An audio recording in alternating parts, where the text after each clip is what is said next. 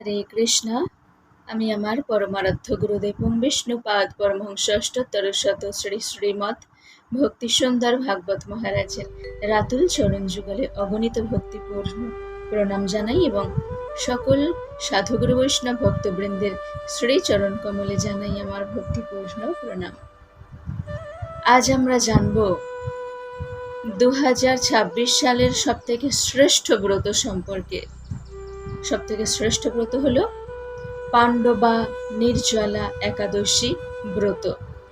এবার এই পাণ্ডবা নির্জলা একাদশী ব্রত কবে পালন করব আমরা, সেই সম্পর্কে অনেক রকম মত রয়েছে। কেউ বলছেন যে বৃহস্পতিবার 25শে জুন বৃহস্পতিবার পাণ্ডবা নির্জলা একাদশী, আবার কেউ বলছেন 26শে জুন শুক্রবার পাণ্ডবা নির্জলা একাদশী। তাহলে আমরা কোন দিনটা পালন করব আর কেনই বা করব? কারণ তো থাকতে হবে। দেখুন, তাহলে আমরা জেনে নিই একাদশীর শুরু কখন হচ্ছে আর শেষ কখন হচ্ছে, শুরু আর সমাপ্তি কখন হচ্ছে, সেটা জেনে নিলেই আমরা বুঝতে পারবো কোন দিন একাদশী ব্রত পালন করা উচিত। একাদশী শুরু হচ্ছে 24শে জুন বুধবার রাত্রি 8:22 থেকে। বুধবার থেকে একাদশী শুরু হচ্ছে রাত্রি 8:22 থেকে শুরু হচ্ছে। তার মানে বুধবার রাত্রি 8:22 থেকে একাদশী ব্রত শুরু হচ্ছে, মানে বৃহস্পতিবার অনায়াসে ব্রাহ্ম মুহূর্ত স্পর্শ করছে একাদশী। ব্রাহ্ম মুহূর্তে একাদশী ব্রত খুব ভালোভাবেই আছে। একাদশী তিথি ভালোভাবেই আছে। তো একাদশী এবার তিথি থাকবে কতক্ষণ পর্যন্ত? বৃহস্পতিবার 25শে জুন বৃহস্পতিবার রাত্রি 9:29 পর্যন্ত একাদশী ব্রত থাকছে। রাত্রি 9:29 পর্যন্ত একাদশী ব্রত থাকছে। তাই যেহেতু ব্রাহ্ম মুহূর্ত স্পর্শ করছে বৃহস্পতিবার দিন একাদশী, তাই এই একাদশী বৃহস্পতিবার দিনই করা উপযুক্ত, শ্রেয়। আর শুক্রবার দিন পালন করতে হবে কোন সময় থেকে কোন সময়ের মধ্যে?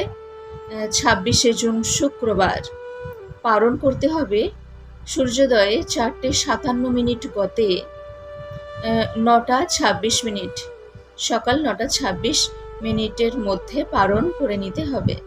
আর এই শুক্রবার দিন যেহেতু দ্বাদশী, সেই জন্য তুলসী পত্র চয়ন করা সম্পূর্ণ নিষিদ্ধ। তুলসী পত্র চয়ন করতে নাই। তাহলে আমরা বুঝতে পারলাম যে বৃহস্পতিবার আমরা একাদশী ব্রত পালন করব, যেহেতু বৃহস্পতিবার ব্রাহ্ম মুহূর্তে একাদশী তিথি স্পর্শ করছে খুব ভালোভাবেই। একাদশী তার আগের দিন থেকেই, মানে বুধবার রাত্রি 8:22 থেকে একাদশী শুরু হয়ে যাচ্ছে। বৃহস্পতিবার রাত্রি 9:29 পর্যন্ত একাদশী ব্রত থাকছে। তাই বৃহস্পতিবার একাদশী ব্রত পালন করা উচিত।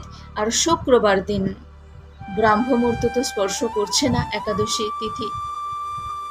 শুক্রবার দিন একাদশী তিথি ব্রাহ্ম মুহূর্ত স্পর্শ করছে না, তাই শুক্রবার মহাদ্বাদশী হচ্ছে না। দ্বাদশী তিথি হচ্ছে কিন্তু মহাদ্বাদশী হচ্ছে না। তাই শুক্রবার পালন গৌড়ীয় মঠের পঞ্জিকা অনুযায়ী শুক্রবার মহাদ্বাদশী হচ্ছে না। গৌড়ীয় মঠের শ্রীল ভক্তি সিদ্ধান্ত সরস্বতী গোস্বামী ঠাকুর প্রভুপাদের যে পঞ্জিকা, বিশুদ্ধ গৌড়ীয় পঞ্জিকা, নবদ্বীপ পঞ্জিকা অনুযায়ী বৃহস্পতিবার দিন একাদশী ব্রত পালন, কারণ শুক্রবার মহাদ্বাদশী হচ্ছে না। শুক্রবার ব্রাহ্ম মুহূর্তে একাদশী স্পর্শ করছেই না। বৃহস্পতিবারই রাত 9:29 পর্যন্ত একাদশী তিথি থাকছে। তাই আমরা খুব ভালোভাবে বৃহস্পতিবার দিন পাণ্ডবা নির্জলা একাদশী ব্রত পালন করব, এটা আমরা জেনে নিলাম। এবার আমরা একাদশী ব্রতের মাহাত্ম্য সম্পর্কে একটু জেনে নিই। এই একাদশী ব্রতের মাহাত্ম্য সম্পর্কে খুব সুন্দরভাবে বর্ণিত হয়েছে ব্রহ্মবৈবর্ত পুরাণে। ব্রহ্মবৈবর্ত পুরাণে শ্রী ভীমসেন এবং ব্যাসদেব সংবাদ রূপে বর্ণিত হয়েছে জ্যৈষ্ঠ মাসের শুক্লপক্ষের একাদশী ব্রত। মহারাজ যুধিষ্ঠির ভগবান শ্রীকৃষ্ণকে বলছেন যে হে জনার্দন, কৃপা করে আপনি বর্ণনা করুন জ্যৈষ্ঠ মাসের শুক্লপক্ষের একাদশী ব্রত সম্পর্কে। আপনি তো অপরা একাদশী ব্রতের সম্পর্কে বর্ণনা করেছেন, এবার জ্যৈষ্ঠ মাসের শুক্লপক্ষের একাদশী ব্রতের সম্পর্কে বর্ণনা করুন। তখন ভগবান শ্রীকৃষ্ণ বললেন যে এই একাদশী ব্রতের সম্পর্কে ব্যাসদেব মুনি বর্ণনা করবেন। জ্যৈষ্ঠ মাসের শুক্লপক্ষের একাদশী সম্পর্কে ব্যাসদেব মুনি বর্ণনা করবেন, কারণ তিনি সর্বশাস্ত্রের অর্থ এবং তত্ত্ব সম্পূর্ণরূপে জানেন।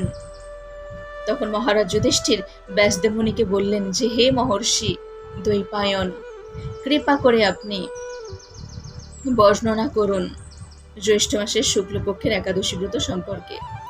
মহারাজ যুধিষ্ঠির বলছেন, আমি অনেক লৌকিক ধর্ম ও জ্ঞানকাণ্ডের বিষয়ে শ্রবণ করেছি, এখন আমি একটু ভক্তি বিষয়িনী ধর্মকথা সম্পর্কে জানতে চাই। কলিযুগের মানুষদের পক্ষে যেটা সহজ সে বিষয়ে বর্ণনা করুন। ব্যাসদেব মুনি বললেন, হে মহারাজ, আপনি যে সমস্ত শ্রবণ করেছেন ধর্ম বিষয়ক কথা, তা কলিযুগের মানুষদের পক্ষে কষ্টসাধ্য।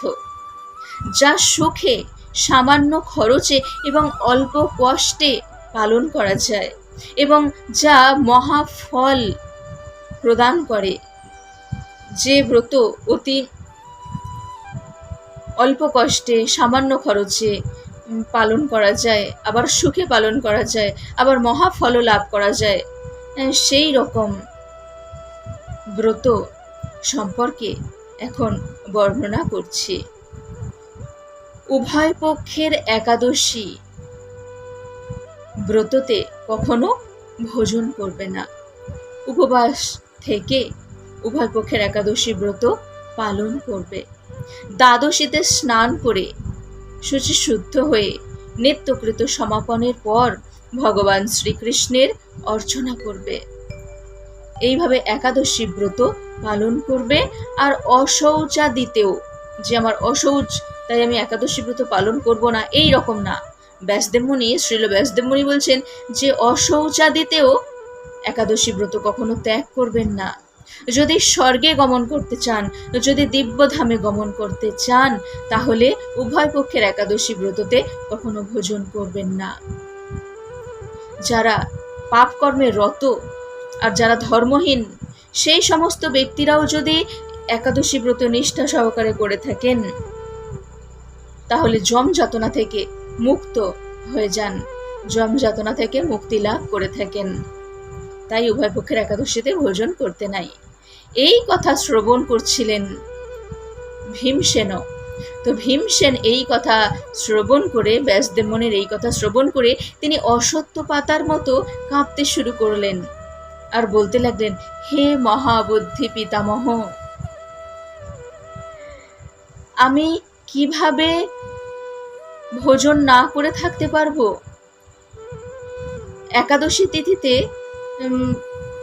আমার মাতা কুন্তী দেবী, তারপর দ্রৌপদী, জ্যেষ্ঠ ভ্রাতা মহারাজ যুধিষ্ঠির, তারপর অর্জুন, নকুল, সহদেব কেউ ভোজন করে না, এমনকি আমাকেও ভোজন করতে নিষেধ করেন, কিন্তু আমি তো তা পারি না, আমি তো কিছুতেই পারি না। আমি একবারও ভোজন করেও থাকতে পারি না, আমাকে বারবার ভোজন করতে হয়, কারণ আমার উদরে বৃক নামে অগ্নি রয়েছে। তাই ভীমসেনের আর এক নাম কি? বৃকোদর। বৃক নামক অগ্নি যার উদরে রয়েছে তাকে বলা হয় বৃকোদর। তো ভীমসেন বলছেন ব্যাসদেব মুনিকে যে আমার উদরে তো বৃক নামক অগ্নি রয়েছে, আর তার জন্য আমার ক্ষুধা এত প্রবল যে দুঃসহ যন্ত্রণা ভোগ করতে হয় ক্ষুধা পেলে।